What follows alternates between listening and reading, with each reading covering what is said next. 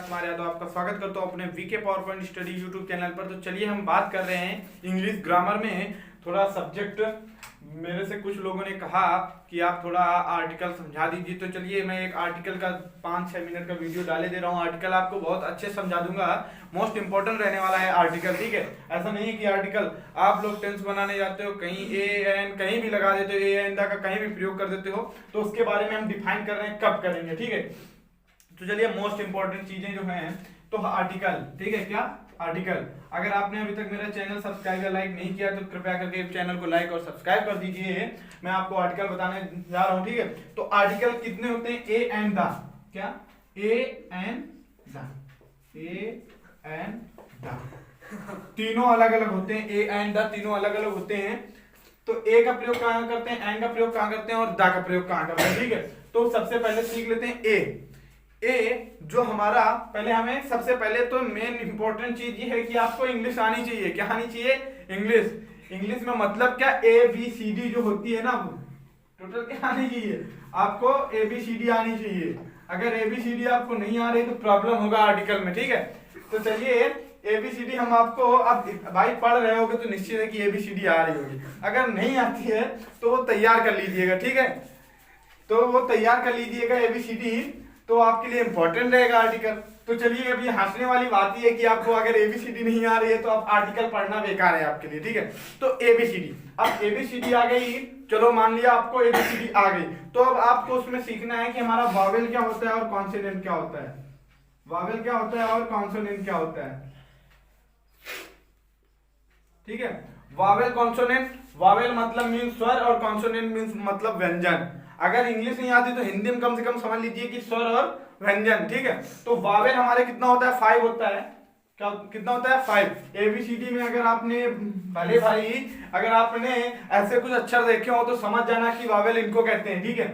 ए ई आई ओ you, ये हमारे भाई लोग वावेल है। अब ये आपको एबीसीडी में मिलते हैं कि नहीं मिलते हैं, शायद पता नहीं कहाँ क्यों हो, जिन्होंने कमेंट किया है कि हमें आर्टिकल नहीं आ रहा है, तो आप कायदे से समझा दीजिए। तो हम समझा रहे हैं ए ई आई ओ यू। भाई अगर ये आपको समझ में आ रहा हो कि ये वावेल है, ठीक है। तो जो वावेल है, अब कॉन्सोनेंट इन 26, ये कितने होते हैं? 26 में 5 घटा दो, कितना बचा? 21। तो कॉन्सोनेंट जितना होगा 21।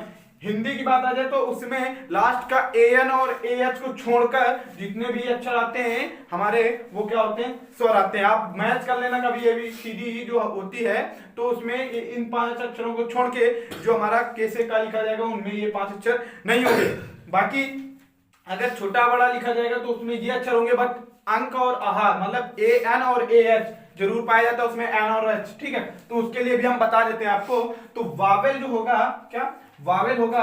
अगर वावेल शब्द, मतलब जब वावेल कोई शब्द लिखा है उसमें सबसे पहला वावेल आता है। क्या आता है? वावेल मीनिंग आती है। क्या आती है? वावेल से स्टार्ट मीनिंग। क्या आती है? वावेल से स्टार्ट मीनिंग आती है। तो वो क्या होगी? उसके पहले हम एन का प्रयोग करेंगे। क्या करेंगे? एन का प्रयोग। अगर वावेल से स्टार्ट मीनिंग आती है तो एन का प्रयोग, ठीक है। सेकेंड टाइम जो होता है ए, क्या ए, अगर वो कॉन्सोनेंट से स्टार्ट, क्या कॉन्सोनेंट से स्टार्ट मीनिंग आती है, क्या आती है? स्टार्ट मीनिंग आती है, तो उसके लिए क्या होता है? ए। अब ये तो हो गए। अब बात कर रहे हैं कि हम एबीसीडी में 26 अक्षर होते हैं, हमने लगा दिया एन वावेल से स्टार्ट मीनिंग और ए लगा दिया कॉन्सोनेंट से स्टार्ट मीनिंग, तो बाकी भाई हमारा द कहां गया? तो द के लिए भी हम कुछ इंपॉर्टेंट चीजें बता रहे हैं कि द लगता कहां है, द लगता कहां है। इसके कुछ अपवाद भी बता देंगे जो आपको इंपॉर्टेंट है, ठीक है। और ये सब नहीं पूछा जाता, पूछा जाता है जो अपवाद है, पूछा वही जाता है जो अपवाद है, ठीक है। तो चलिए द का जो प्रयोग है, तो द का प्रयोग आप यहां समझ लीजिए, सर्वथा सत्य, universal truth, universal truth, Vercel truth, ठीक है, यूनिवर्सल ट्रूथ। अगला जो ये हो गया। अब यहां पे जो सुपरलेटिव डिग्री होती है, क्या सुपरलेटिव जो डिग्री होती है, जो हमारी सुपरलेटिव डिग्री होती है वो। अगला जब देखो, एक हो गया यूनिवर्सल ट्रूथ, सुपरलेटिव डिग्री, जो यूनिक अद्वितीय है, जो यूनिक अद्वितीय, जो अद्वितीय है, जो इस दुनिया में उसके जैसा दूसरा नहीं है, तीन हो गए, यूनिवर्सल ट्रूथ, सुपरलेटिव डिग्री और यूनिक, अद्वितीय। अगला, जहां पे कलेक्टिव नाउन, क्या कलेक्टिव नाउन, जहां पे समूह की बात हो रही हो, क्या हो, समूह की। अगला, अब जब कलेक्टिव समूह हो गया तो वहां पे अगली बात आती है, ठीक है। अब जब कलेक्टिव समूह हो गया, अब वहां पे बात आती है जो हमारा जाति का बोध कराता है। क्या कराता है, जो जाति का बोध कराता है, ठीक है। इतनी चीजें आप सीख लीजिए। और आपने सुना ही होगा कि जो हमारा महत्व किताबें हो गई, महत्वपूर्ण किताबें, ग्रंथ, बाइबल, और जो नदियां हैं, समुद्र है, तो ये हमारी यूनिक, जो अद्वितीय है भाई, किताब एक है। अगर वो रामायण गीता तो उसकी जैसी कोई किताब है नहीं, कोई बाइबल है उसकी जैसी कोई किताब है नहीं, कोई नदी है उसकी जैसी कोई अगली नदी है नहीं, तो वो यूनिक हो गया। वहीं से हमने आपको सब समझा दिया। तो आप इतने मोस्ट इंपॉर्टेंट चीजें हैं, याद रखेंगे। अब बात आ जाती है नॉलेज की। क्या, अब बात आ जाती है नॉलेज की कि ए एंड द, कोई कोई बोलता है कि NRI MA और M, जो NRI है, MA SO, तो ये सब इनके पहले हम AN कैसे, ये सब क्यों प्रयोग करते हैं हम कि SO, तो SO ऐसे होता है, ये तो हमारा कि कॉन्सोनेंट है, तो यहाँ पे हम एन क्यों लगाते हैं। तो इनके बारे में चलो हम आपको सिखाते हैं कि कैसे आते हैं। अगर आपने इतना नोट कर लिया हो तो इतने में ही आर्टिकल मैं खत्म करने वाला हूँ, ठीक है। तो चलिए हम बता देते हैं वो ए एंड द कब आता है। पहली बात तो अब बात आ ही गई है, तो सबसे पहले हम देखते हैं हॉनेस्ट।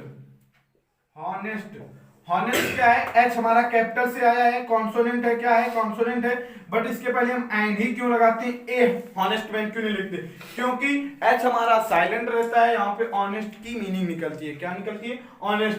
तो जो हमारा हिंदी का उच्चारण भी देखते हैं, अगर हिंदी में उच्चारण हमारा वावेल का निकल रहा है तो उसमें हम वावेल वाला ही लगाते हैं। ये हमारा कॉन्सोनेंट है, ये वावेल है, ठीक है, तो वावेल वाला ही लगाते हैं। अगर हमारा उच्चारण भी किसी वावेल की तरीके निकल रहा है तो उसमें हम क्या लगाएंगे, वावेल वाला ही लगाएंगे आर्टिकल।